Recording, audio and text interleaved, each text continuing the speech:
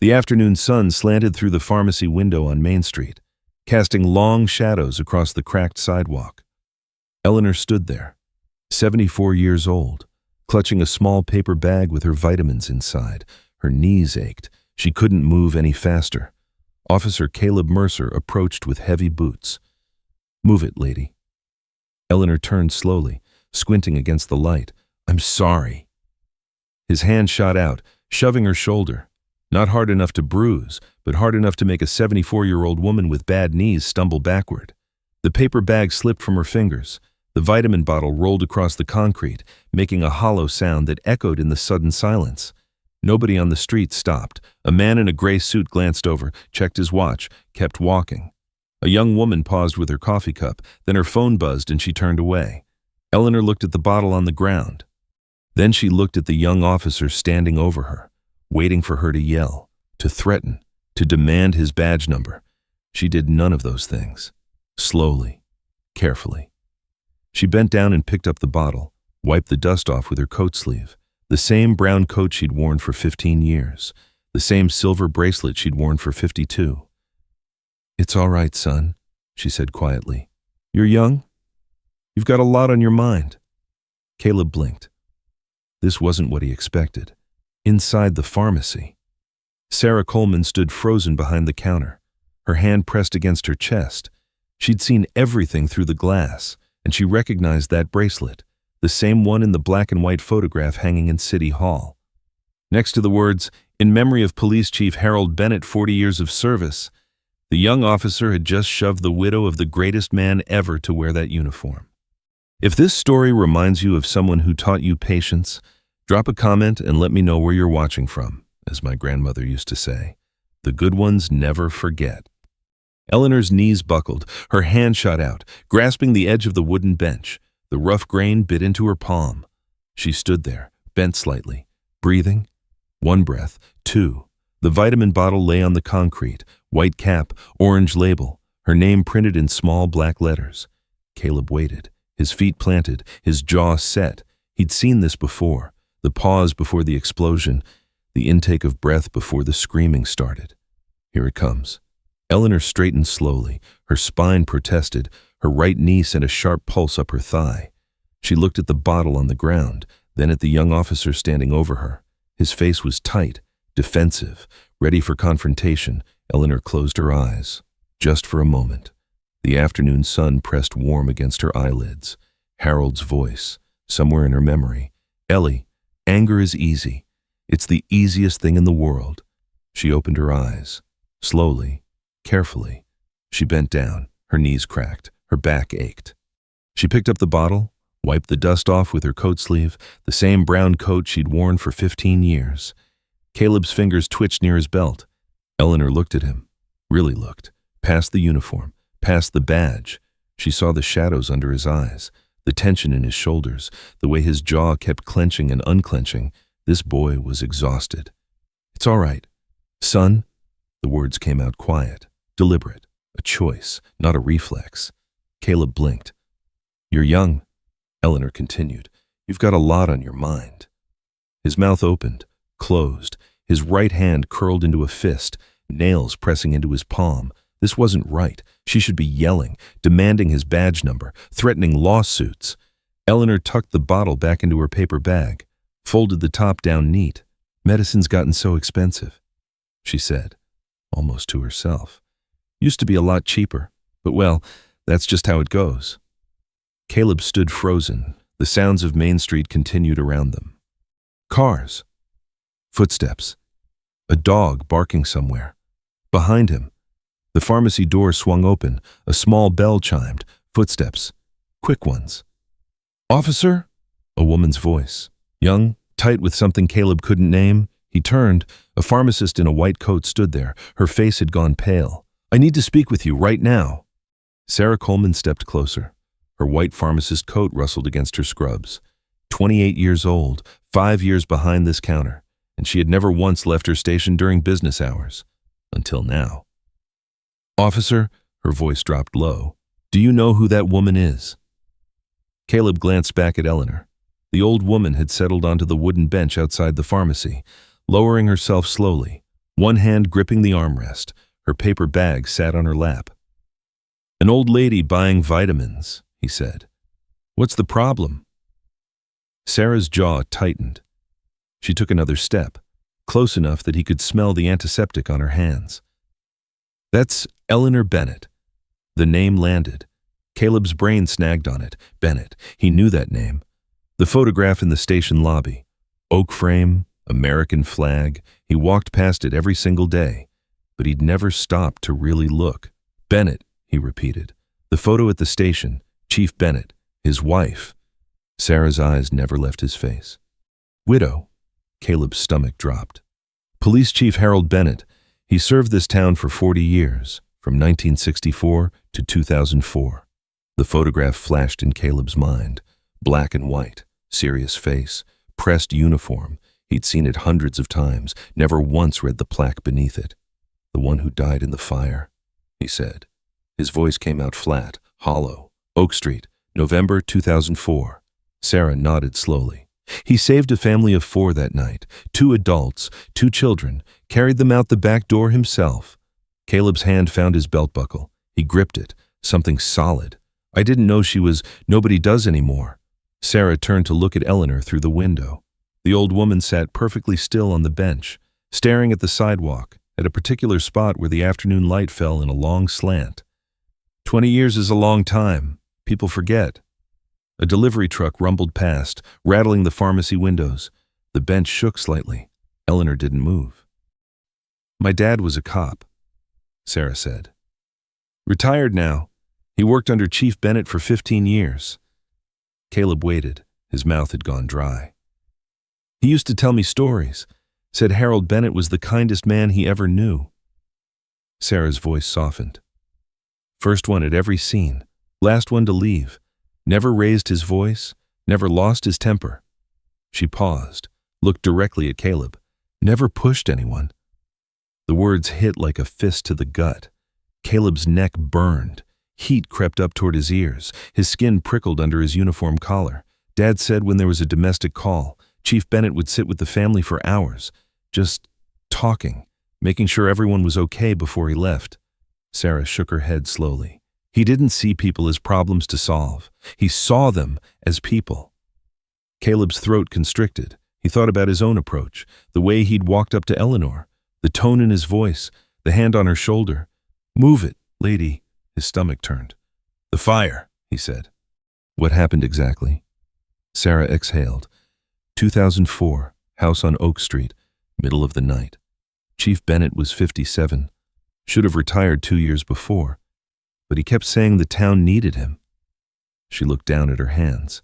That night, a family got trapped, parents and 2 kids. He got them out. All 4 of them. Carried the children himself. Then why? He went back in. Sarah's voice cracked slightly. Heard crying inside. Thought someone was still trapped. Caleb waited. His pulse thudded in his temples. It was a cat. Sarah's laugh was short, bitter. A cat. The roof collapsed before he could get out. Caleb closed his eyes. Behind his lids, he saw the photograph in the station lobby.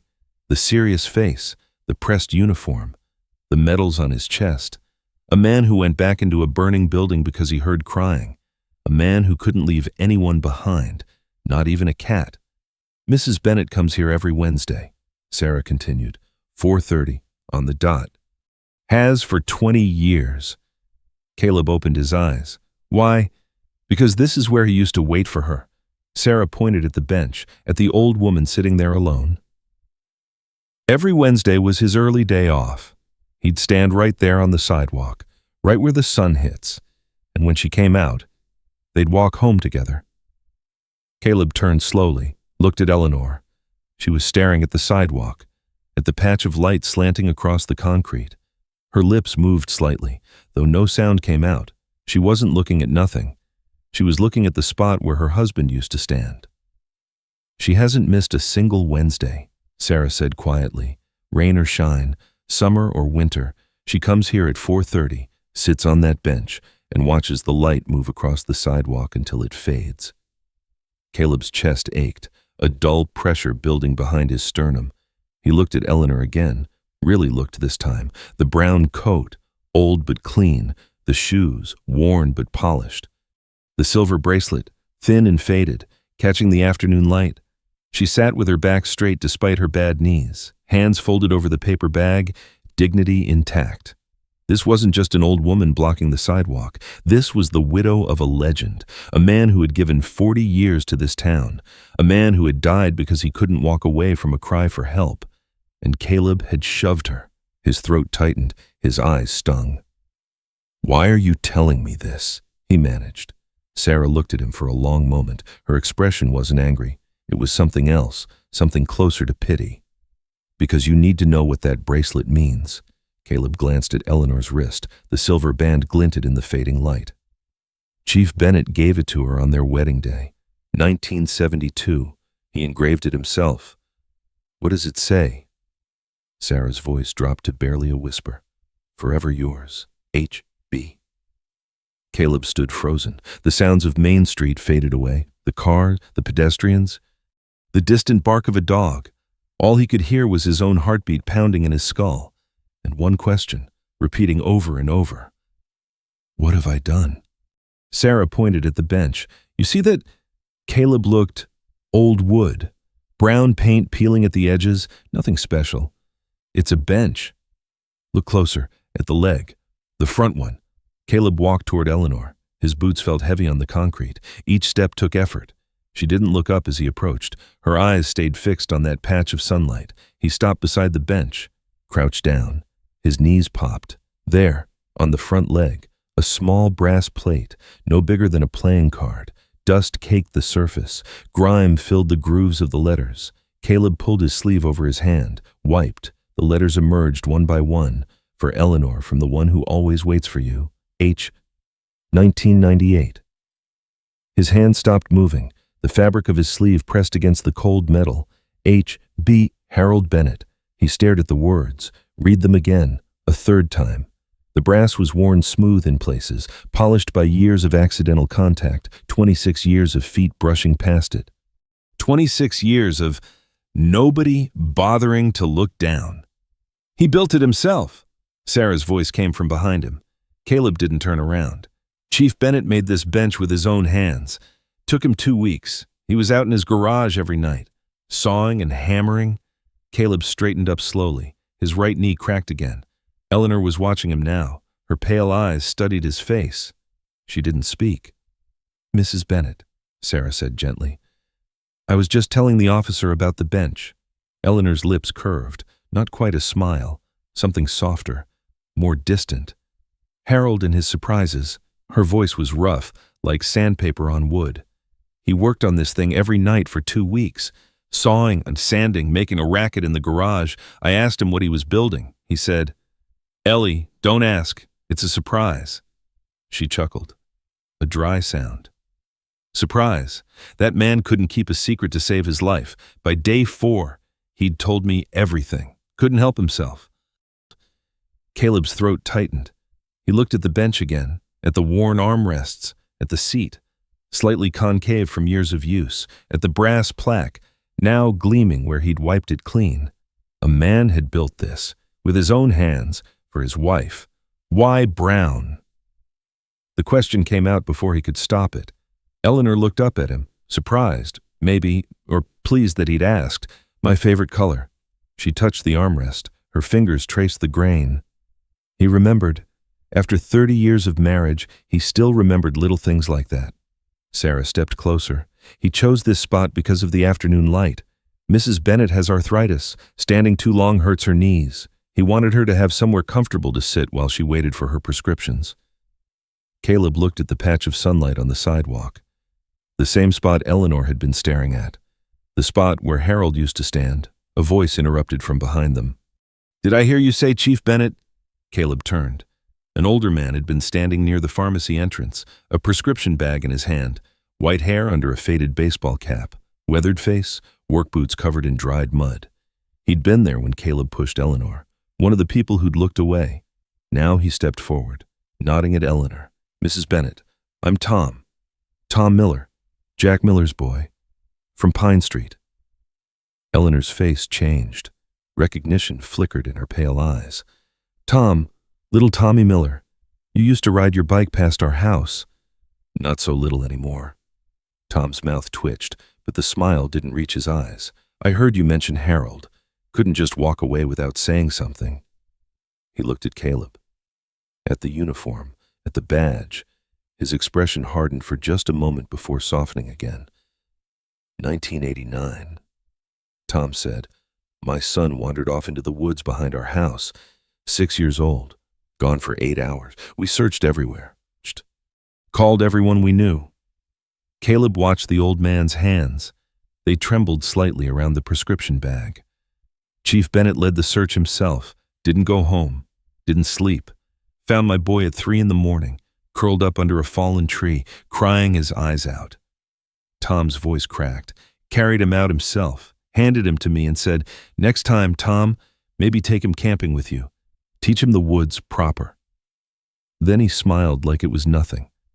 Like he hadn't just spent 8 hours hiking through brush in the dark. A woman stopped beside Tom, middle-aged, grocery bag in one hand. She'd been walking past, but the conversation had caught her attention.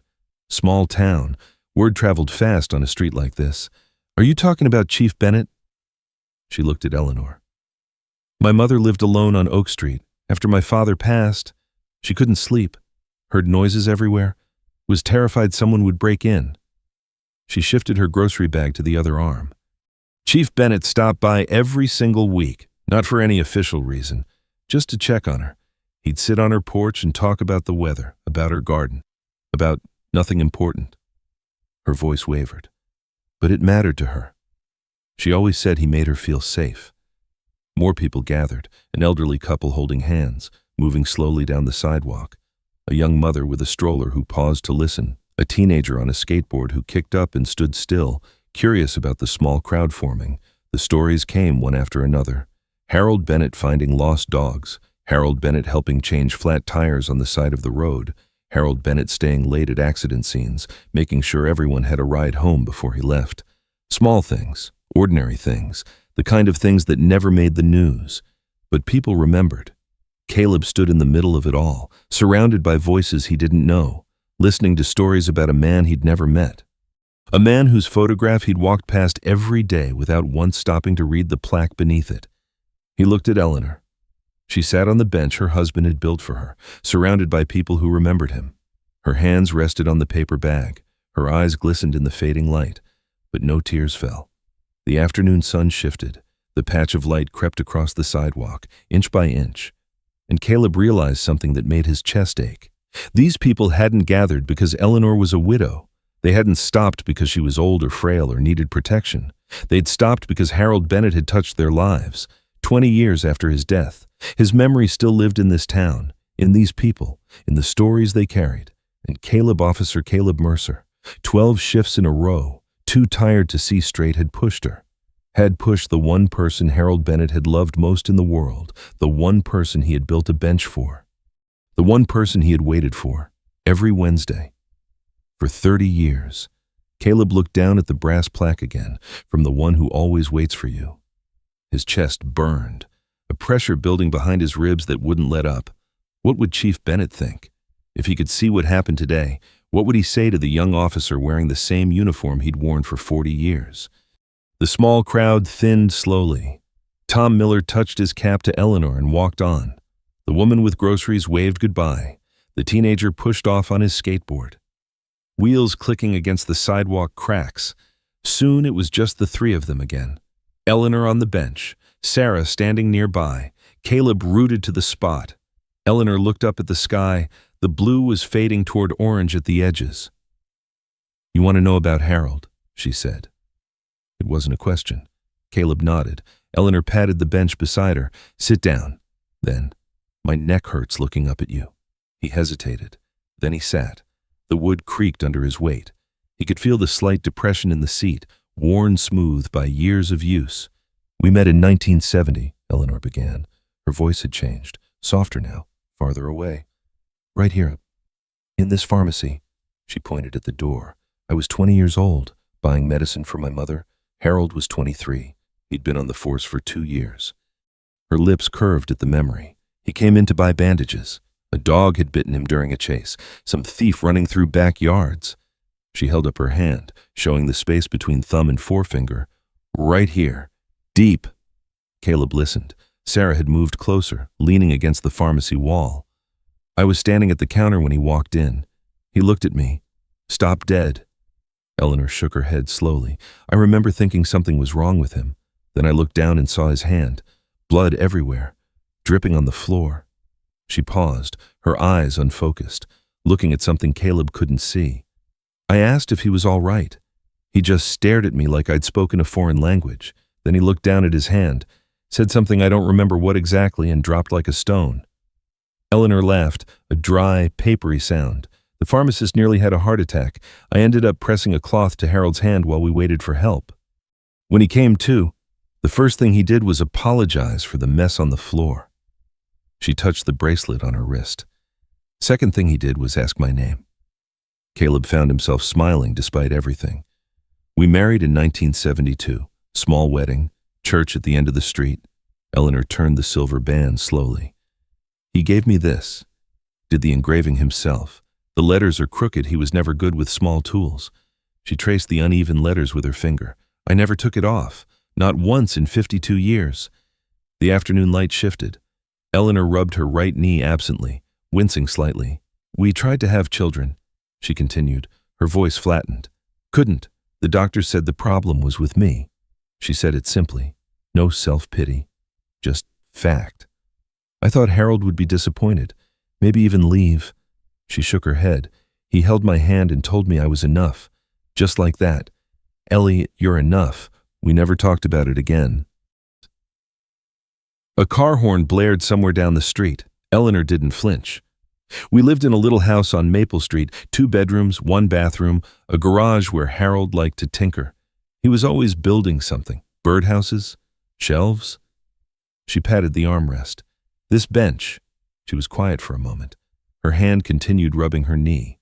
For 30 years, every Wednesday was his early day. He'd finish his shift at 4, come straight here, and wait. She pointed at the patch of sidewalk. The light had shifted. The sunspot had moved several inches from where it started. Right there. Her voice caught slightly. I'd come out of the pharmacy, and there he'd be, smiling every single time, smiling like it was the first time he'd ever seen me. Caleb's chest tightened. 30 years, Eleanor repeated. He never missed a Wednesday. Rain, snow, 100-degree heat. He was always there. She stared at the sidewalk. And then he wasn't. The words hung in the air. Eleanor shifted on the bench. Her back was starting to ache. Caleb could see it in the way she adjusted her posture. 2004, November. Cold night. Her voice went flat, mechanical. Harold was 57. She paused, swallowed. He should have retired 2 years before. I told him to. He said the town still needed him. A bitter half-smile crossed her face. Stubborn man. Sarah shifted against the wall, her arms crossed over her chest. The call came at 2 a.m. House fire on Oak Street, family trapped inside. 2 adults, 2 kids. Eleanor's hands tightened on the paper bag in her lap. Harold wasn't even on duty, but he had a scanner in the bedroom. Old habit. He heard the call, and he was out of bed before I could say a word. She looked at Caleb. He kissed my forehead. Said he'd be back soon. Her voice cracked. Then he was gone. The orange light deepened. Shadows stretched long across the sidewalk. He got them out, all 4, carried the children himself. Handed them to the paramedics. Eleanor's fingers tightened on the paper bag. The brown paper crinkled. Then he heard crying. Inside the house, he thought someone was still trapped. Caleb held his breath. He went back in. The words fell like stones into water. The roof collapsed 30 seconds later. Silence. A car passed on the street. Its headlights swept across the pharmacy windows, then faded. It was a cat. Eleanor's voice was barely above a whisper. The crying. It was just a cat hiding somewhere in the house. Caleb closed his eyes. He died because of a cat. Eleanor's laugh was short, hollow. Sounds almost funny when you say it out loud, but that was Harold. He heard crying and he went back. He couldn't just walk away.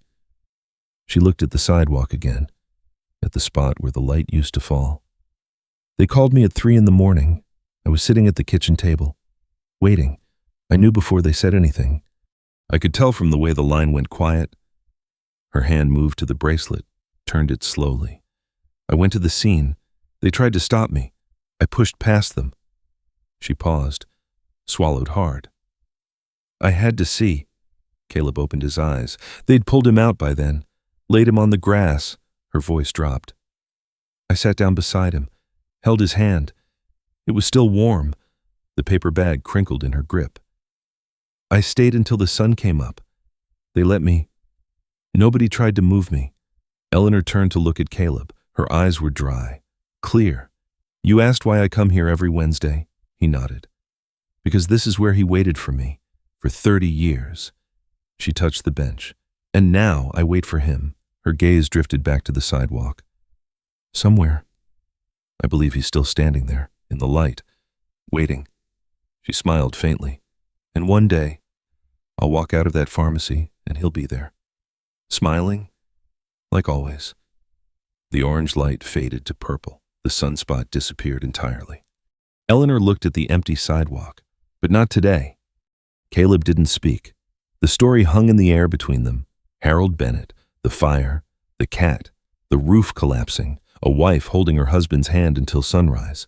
He wanted to say something, an apology, an explanation, anything. But what words could possibly be enough?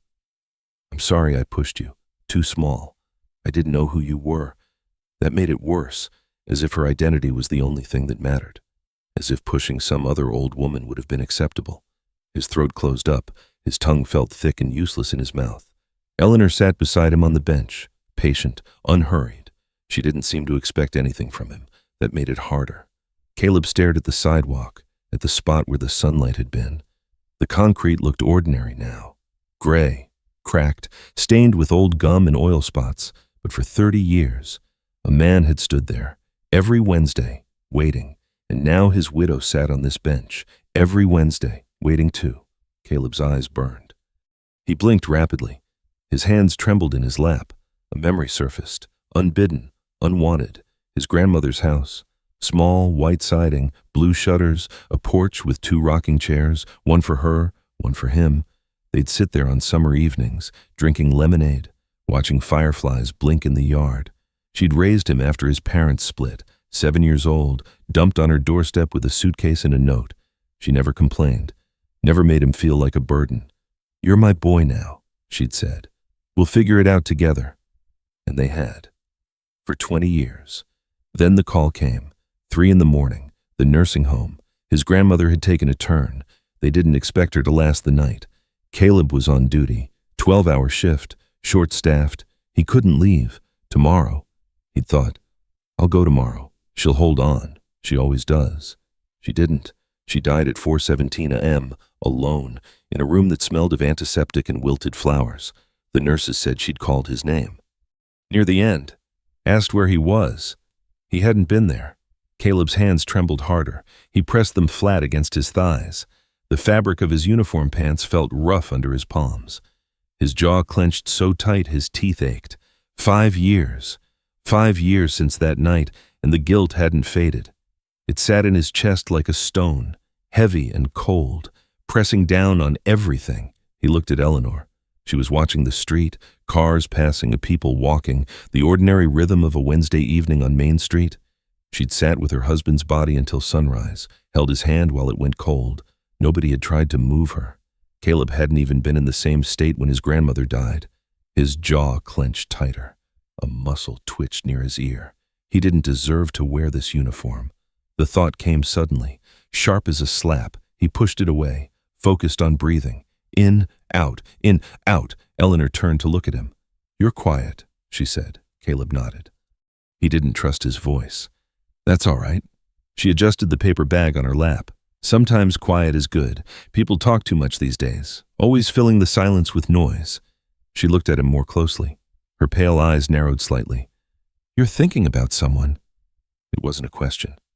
Caleb swallowed. The lump in his throat wouldn't go down. My grandmother, he said. The words came out rough, scraped. She died 5 years ago. Eleanor nodded slowly. Her expression didn't change. Were you close? She raised me. Caleb stared at his hands, at the same hands that had pushed Eleanor an hour ago. After my parents divorced, I was 7. She took me in. That's a blessing. Not everyone has someone like that. I know. His voice cracked. He cleared his throat. I didn't make it back. When she died, I was working. I thought I'd have more time. Eleanor was quiet for a moment. The streetlight above them buzzed softly, warming up for the evening. That's a heavy thing to carry, she finally said. Yes, ma'am. She reached over. Her hand, small and wrinkled, rested on his forearm. The touch was light, warm. Her skin felt paper thin against his uniform sleeve. Don't punish yourself too hard, son. Caleb looked at her. His eyes stung. Your grandmother understood. Old people like us. We understand. Eleanor's eyes were gentle but clear. We know you have lives to live, jobs to do. We don't expect you to drop everything. But I should have what? Quit your job, walked out on your responsibilities. She shook her head. That's not what she would have wanted, and you know it. Caleb's chest tightened. A burning sensation spread behind his ribs. She asked for me. At the end. The nurses said she kept asking where I was. Eleanor's hand squeezed his arm gently. She wasn't asking because she was angry. She was asking because she loved you. There's a difference. A tear slid down Caleb's cheek. He wiped it away quickly, roughly. His sleeve came away damp. I never got to say goodbye. You don't need to say goodbye to someone you love. Eleanor's voice was steady, certain. They stay with you, right here. She touched her chest with her free hand. Harold's been gone 20 years, but I talk to him every day, in my head, sometimes out loud, when nobody's around. She smiled faintly. The neighbors probably think I'm crazy. Let them think. Caleb laughed. It came out wet, broken, more sob than laugh. Your grandmother is still with you, Eleanor continued. You carry her in the way you were raised, in the values she taught you, in the person you became. She looked at him steadily. You made a mistake today, pushing me. You were tired. You were rushed. You weren't seeing clearly. She paused. But you stayed. You listened. You didn't run away when you learned the truth. Caleb met her eyes. That tells me something about who you are. About who your grandmother raised? The streetlights flickered on, one by one down the block, buzzing softly as they warmed up. Eleanor looked at the sky, deep purple now, fading to black at the edges. It's getting late, she said. I should head home. She started to stand. Her hands gripped the armrests. Her knees trembled visibly. Caleb rose quickly, extended his hand. Eleanor looked at it, then at him. I can manage on my own, she said. Been doing it for 20 years. I know. Caleb kept his hand out. But you don't have to. Eleanor studied his face for a long moment. Something shifted in her expression. Then she took his hand. Caleb helped Eleanor to her feet. Her grip was stronger than he'd expected. Bony fingers wrapped around his hand, squeezing once before letting go. Thank you. She straightened her coat, brushed off the front. Walk with me a bit. These old legs need to warm up before I go far. They moved slowly along the sidewalk. Eleanor's steps were careful, deliberate, each footfall placed with precision. Caleb matched her pace. The streetlights cast yellow pools on the concrete. Moths began circling the bulbs, soft wings beating against the glass. You know, Eleanor said, I watch Wheel of Fortune every night, 8 o'clock, right after the news. Caleb blinked. The sudden shift threw him. Wheel of Fortune. Harold couldn't stand that show, she chuckled. He'd sit there grumbling the whole time. How can they not see that it's so obvious? He'd yell at those contestants like they could hear him through the TV. She shook her head slowly, but he watched it with me anyway. Every single night, even the reruns he'd already seen. Caleb found himself almost smiling. My grandmother watched Jeopardy, he said. She'd shout at the screen too. The answer's George Washington, you fool. She got so worked up when they missed the easy ones. Eleanor laughed, a real laugh this time, rusty but genuine. That's how we are. Old people yelling at the television, it doesn't talk back. You know, that's the beauty of it. They passed a closed bakery. The windows were dark, but the smell of bread still lingered, yeasty, warm. What else did your grandmother like? Eleanor asked. Caleb thought about it. The memories came slowly, dusty, faded at the edges. Crossword puzzles. She did the newspaper one every morning, always in pen. He paused. She said only cowards used pencil. Smart woman. She made the best apple pie, from scratch, real apples, real crust. His voice softened. She'd let me help roll the dough when I was little. I'd make a mess. Flour everywhere. On the counter, on the floor, in my hair. She never got mad, just laughed and handed me more dough. Eleanor nodded slowly. Where did you grow up? Outside town. Little house on Miller Road. Just me and her after the divorce. Your parents. Caleb's jaw tightened, his throat constricted. Dad left when I was 5, just gone one morning. Mom tried for a couple years after that. But he shrugged. His shoulders felt stiff, heavy. She dropped me at Grandma's doorstep when I was 7, said she'd be back in a week. He stared at the sidewalk passing under his feet. Never came back. Eleanor didn't gasp, didn't offer sympathy. She just walked beside him, steady and patient. That must have been hard. 7 years old. I didn't understand what was happening. Not at first. Caleb's voice came out flat, hollow. Grandma never explained it to me, never said a bad word about either of them. She just told me I was with her now, that we'd be okay. And you were, yeah. His throat tightened. They reached a small park. A bench sat under an oak tree, away from the streetlights. Eleanor lowered herself onto it with a soft grunt. Her hand went immediately to her knee, rubbing in small circles. Sit, she said. These old bones need a minute. Caleb sat beside her. The bench was cold through his uniform pants. The oak tree rustled above them, leaves whispering in the evening breeze.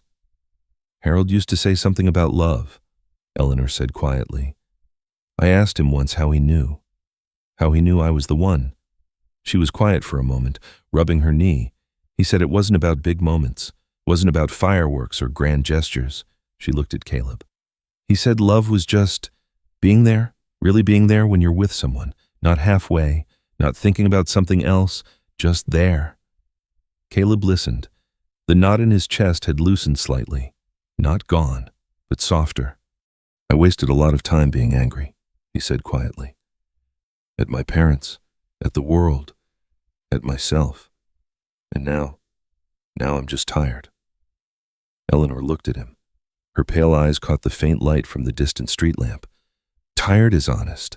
Tired means you've been carrying something heavy. She reached over and patted his knee. But you can't carry it forever.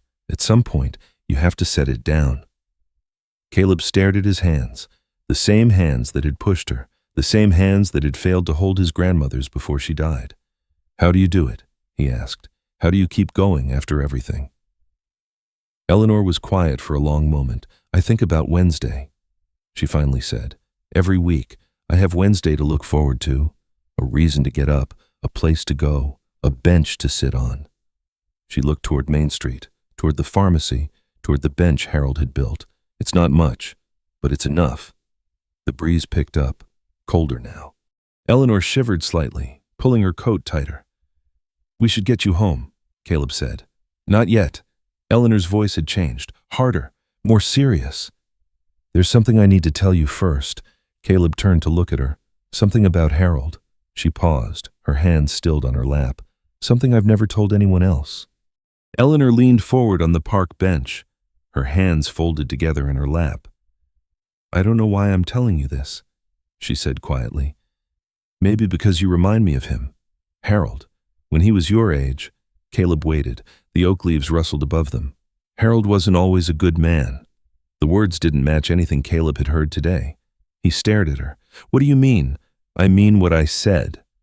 Eleanor's voice was flat, honest. When I met him, he was angry, quick to lose his temper. He'd been in fights, bar brawls, got suspended twice in his first year on the force. She looked at the oak tree above them.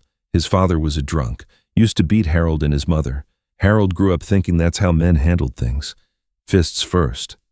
Caleb sat very still. The night we met, at the pharmacy, he'd just come from a domestic call. He told me later he'd almost lost control, almost hit the husband. He was shaking when he walked in. She paused. That's part of why he fainted. Not just the blood, the adrenaline, the rage he was trying to hold back. The wind picked up. Leaves scattered across the grass. I didn't know any of this when we started dating. He hid it well, but 3 months in, we got into an argument. She shook her head slowly.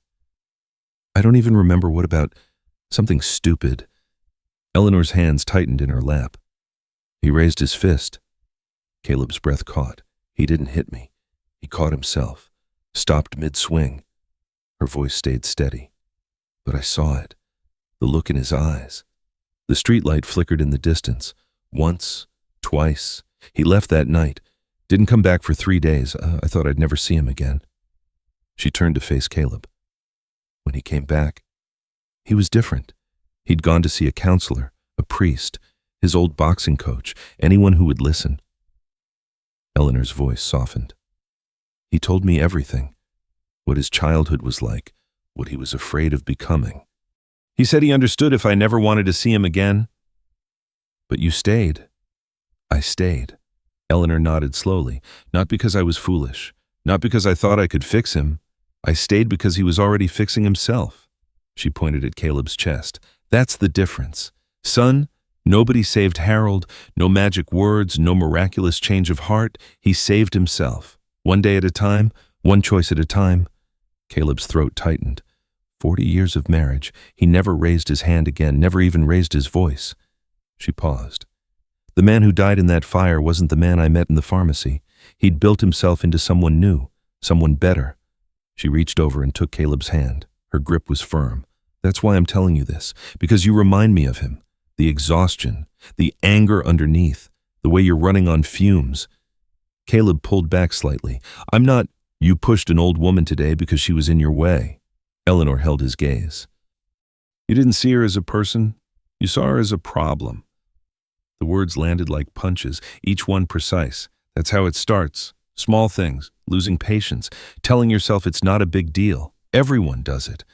You're under pressure. She leaned closer. But it adds up. And one day you cross a line you can't uncross. Caleb's hands trembled. He looked down at them, the same hands that had shoved her shoulder, the same hands that could do worse. I'm not like that. Everyone says that. Eleanor's voice was gentle but firm. Harold said it too, right up until the moment he almost proved himself wrong. The park was silent, just the rustle of leaves and the distant hum of the streetlight. You have a choice, Eleanor continued. Right now? Tonight, you can keep going the way you're going. More shifts, more anger, more excuses. She squeezed his hand.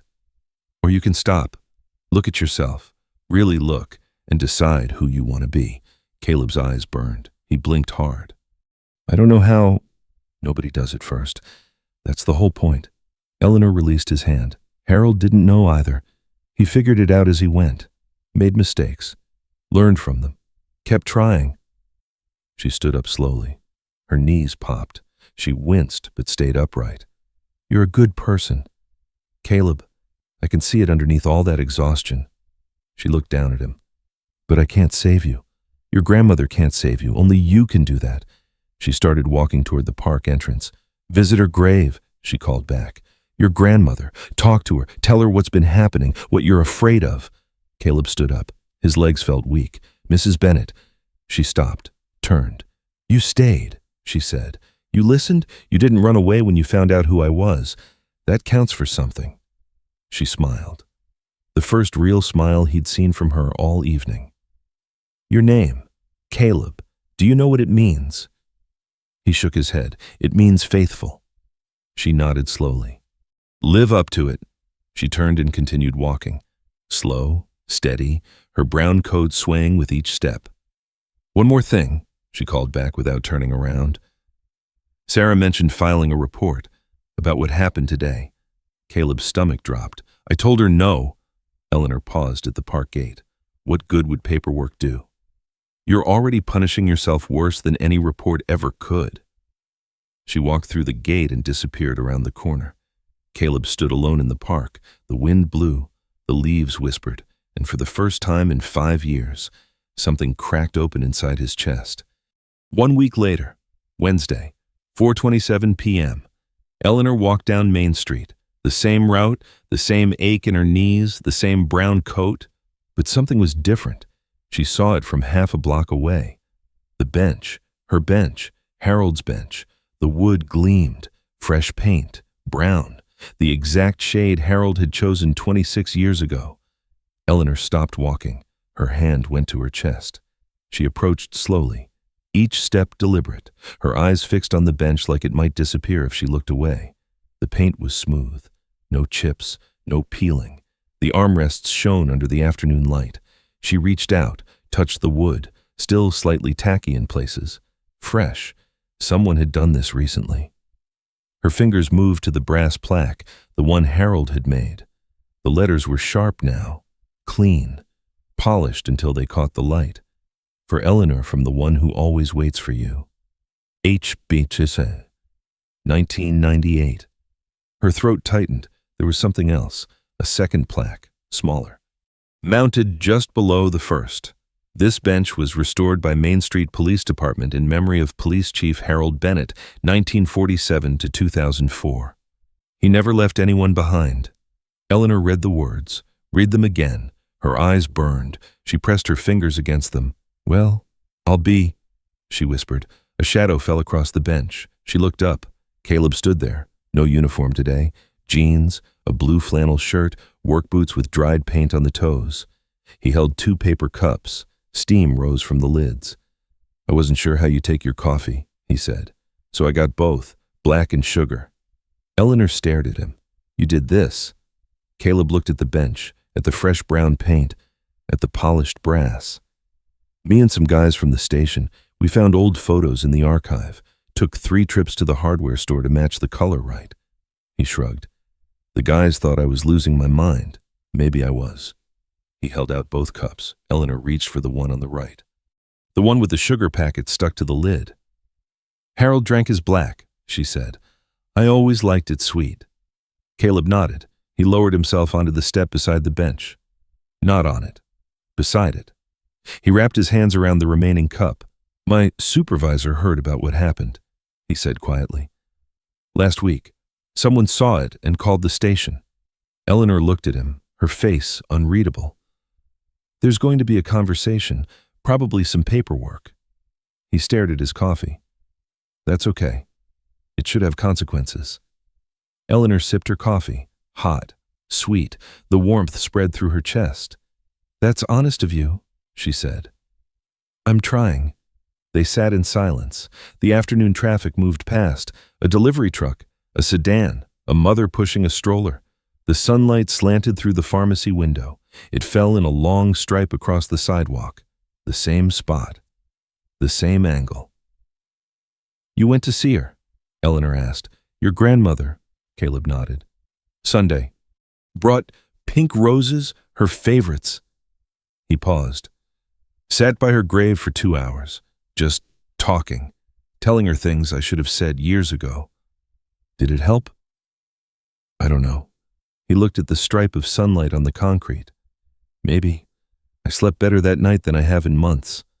Eleanor set her coffee cup on the bench beside her. The fresh paint was dry enough now. "Harold would have liked you," she said. Caleb looked up. "I hope so." His voice was rough. "I hope I can become someone he would have respected. You're working on it. That's what matters." The light shifted. Slowly, the stripe of gold crept across the sidewalk, inch by inch. Eleanor watched it move, the way she always did. "You don't have to come here every Wednesday," she said. "I've been doing this alone for 20 years. I'm used to it."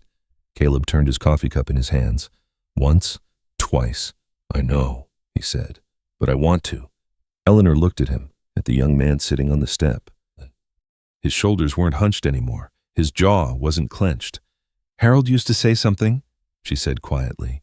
He'd say, "Ellie, don't count the years that are gone. Count the people still here." I never really understood what he meant.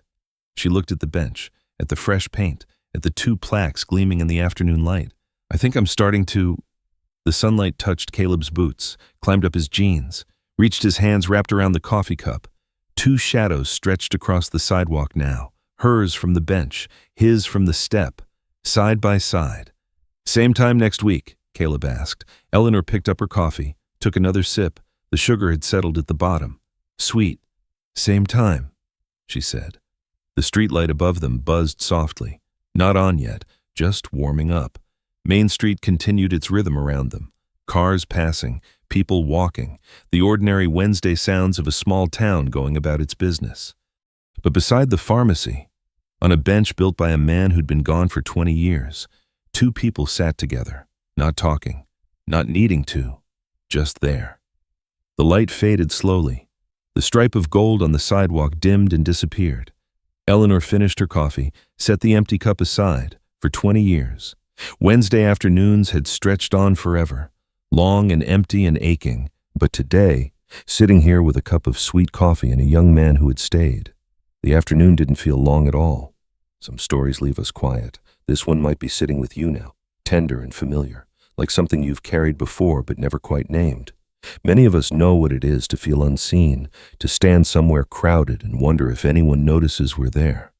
To love someone so completely that 20 years without them still feels like yesterday morning. And perhaps some of us know what it is to make a mistake we can't take back, to act from exhaustion instead of kindness. To realize, only afterward, who was standing in front of us all along. These things don't need to be resolved tonight. They're allowed to rest, unfinished, the way most things in life actually are. Not every ache finds its remedy. Not every wrong gets made right. Sometimes all we have is the next Wednesday, and the one after that, and the quiet hope that showing up might be enough. It's okay to let this one settle wherever it lands. If you stayed until now, through Eleanor and Harold and the bench and the light moving across the sidewalk, then you already understand something that words only circle around. Thank you for being here. Thank you for listening.